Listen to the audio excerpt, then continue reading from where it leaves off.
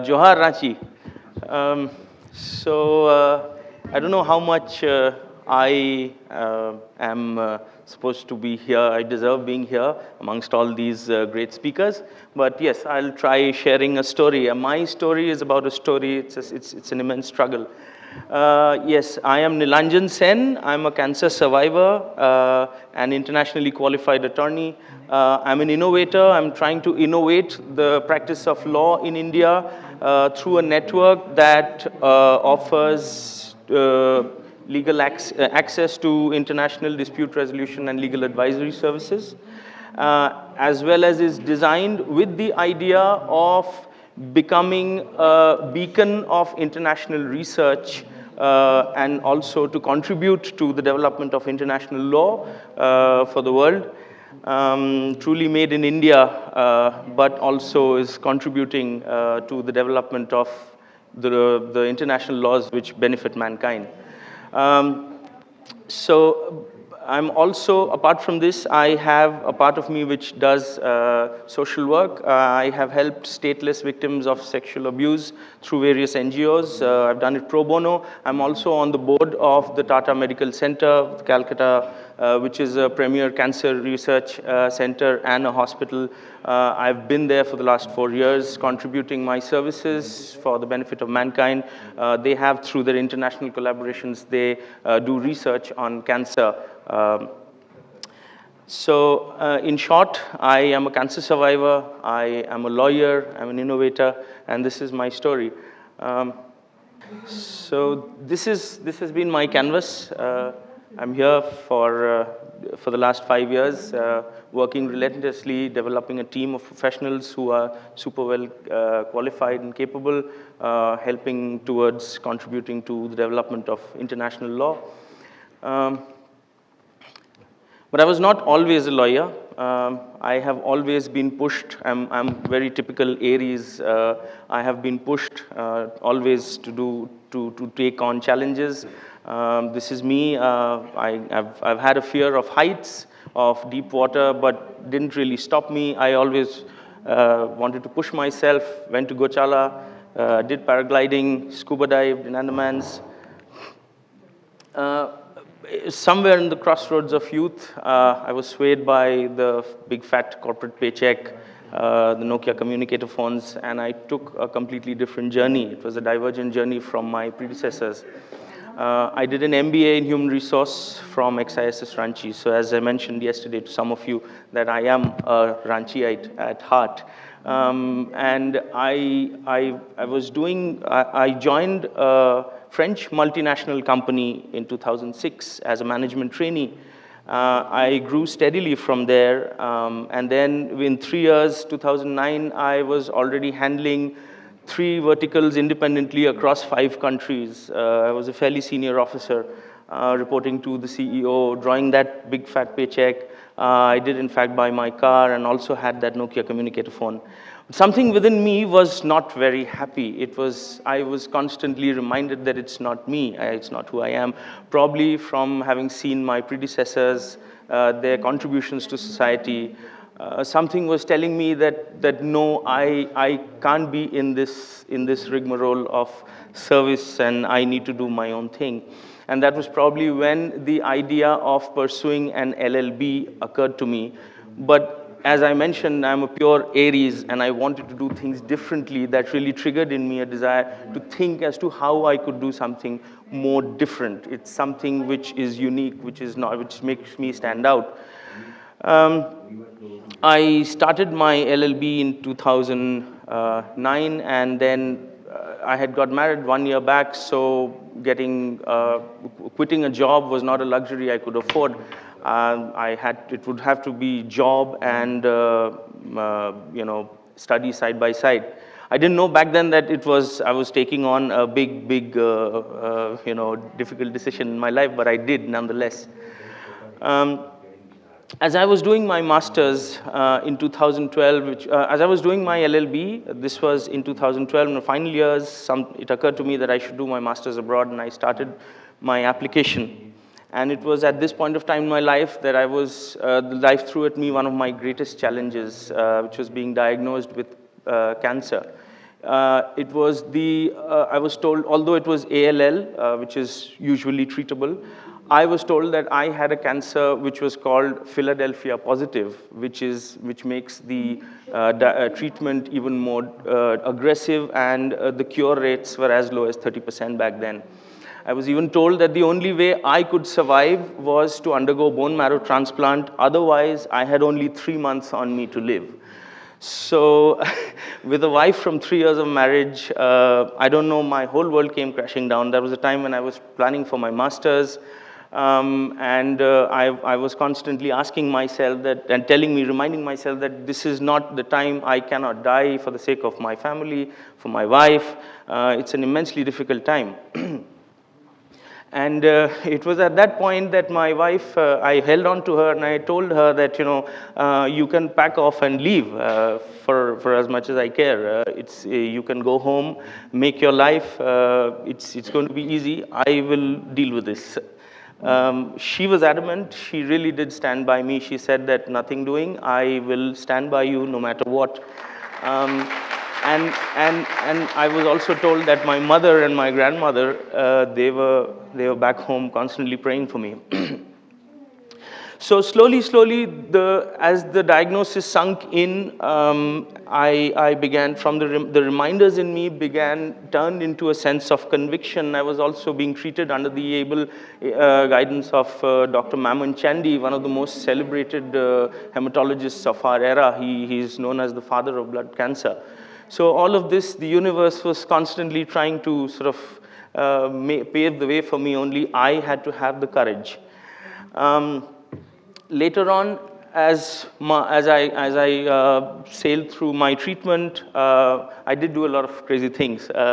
So I got me a motorbike. I remember going to a Harley-Davidson showroom with the whole jing-bang of treatment, with my mask and everything. And then these guys are saying, "Who's this guy?" So after the treatment, I did in fact buy me that motorbike. Thereafter, I sunk into practice. It had really drained me, my family financially. So I thought maybe masters I can't do anymore. I'll have to stick to law. With a little bit of help from my colleagues in the corporate, I was able to get some empanelments in the corporate, both large and small companies, and I was representing them for the Calcutta High Court and quite a few other tribunals. I also joined as a criminal lawyer under the able guidance of Mr. Shekhar Basu, who happens to be one of India's best criminal lawyers. He is my teacher, my godfather. I really do thank him for who I am today. So after that, at this point of time, I met I had completely forgotten about doing my master's. At this point of time, I met someone who I consider my mentor. She is a judge in the LA court, an Indian who had come to Jharkhand by chance. She had planned a visit for her children to study, to get enrolled in Bengali language courses, and she was under the impression that she could get something in Jharkhand. That was the only time she came. She never came back again. She goes to Shantiniketan once every 2 years. We are in touch. She really reignited that spark in me to do my master's abroad. And I'm saying this because it's something, when you deeply desire something from your heart, the universe does listen. You just have to be able to understand that the universe is talking to you. It will open up corridors. You have to have that belief. After that, I applied for my master's in 2017. I applied it only to one law school, that was Leiden Law School, still considered the marca of public international laws, the law of humanity, I would say, per se. And I had told myself that this will be the only application that I make. I will do it if it is accepted before I turn 35, and I will go only if I get there.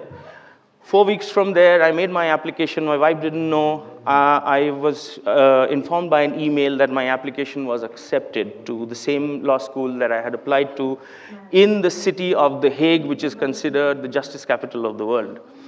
I went and told my wife about this. I told her that, my application got through. She was a little anxious to begin with.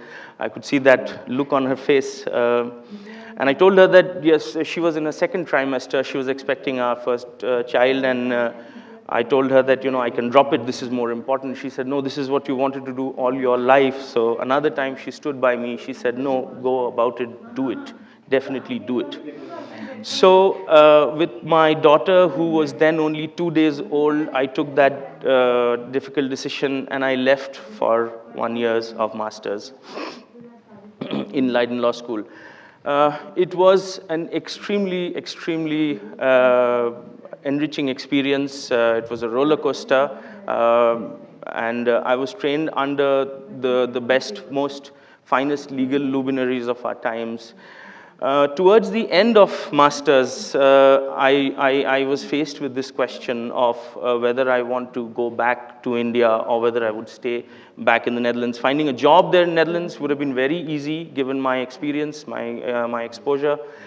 But then I told myself that no, this is not who I am. I have to go back and do something to contribute to the development of international law from India. Because I did realize that India is growing exponentially, leaps and bounds, but the contribution that it has to make as an authority in international law, that is lacking even today. So that was when I was taking a stroll in a park outside of the beautiful city of Leiden, which is where people like Albert Einstein and Nelson Mandela had at one point of time walked. I don't know, it's probably the park of ideas. I still get goosebumps explaining, and I can't really explain it scientifically.